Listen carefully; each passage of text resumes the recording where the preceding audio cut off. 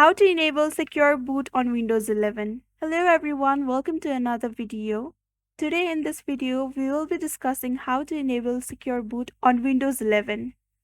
So now let's get started. First of all, click the search button and type system information. Open the system information tool and look for secure boot state. Check if secure boot is enabled or disabled.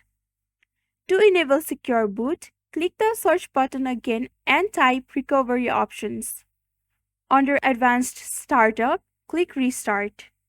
This will take you to the UEFI settings to enable secure boot. Once you are in the UEFI menu, click on Advanced option, then select UEFI firmware settings and restart your PC. Now you are in the BIOS settings. Depending on your computer's manufacturer, navigate to the boot security section.